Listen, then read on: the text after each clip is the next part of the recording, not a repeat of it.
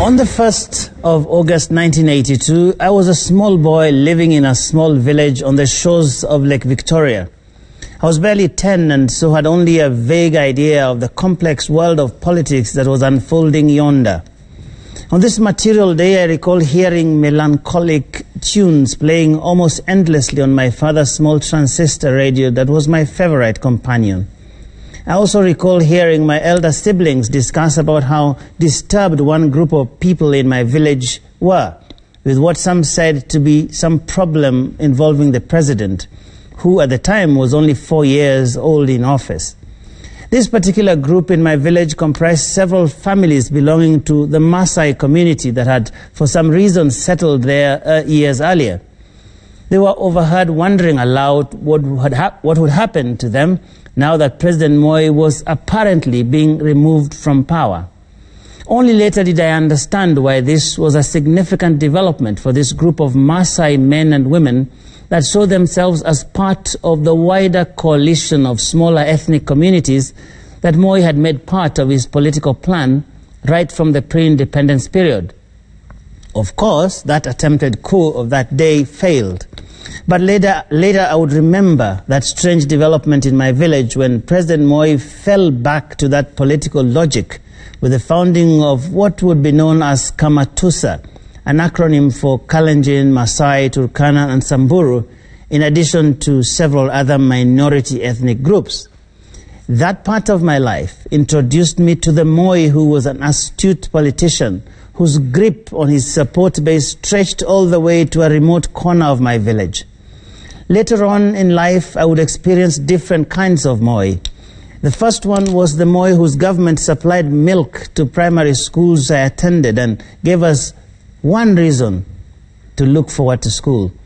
As I joined upper primary school, in secondary school they introduced me to the Moi who was the subject of praise songs presented by large mass choirs, some of which I took part in, and one who would visit our school and leave money for bread. At the university, I would encounter the Moi whose government restricted our activities as student leaders, and some of my colleagues were jailed for attending the trial of Ageyo in Nakuru, where he was facing trumped-up robbery with violence charges.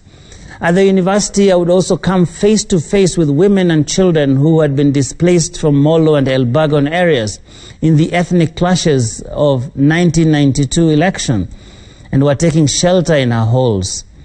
Later in life, as a journalist, I covered a Moi who outfoxed and outclassed even some of the towering professors I had admired and outwitted some of the political giants of the time to maintain his grip on power.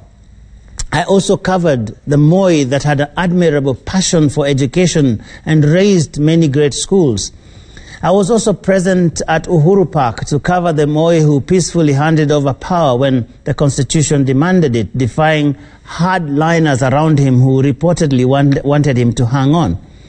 Later on, I was present to see the graceful statesman who hardly interfered with his successors, no matter how they led or misled the country, only coming out occasionally to comment on key national issues.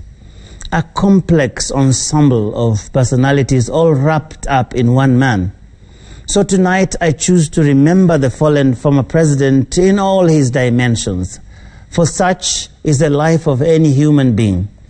That is why I end tonight with the words of the great William Shakespeare in his play, As You Like It.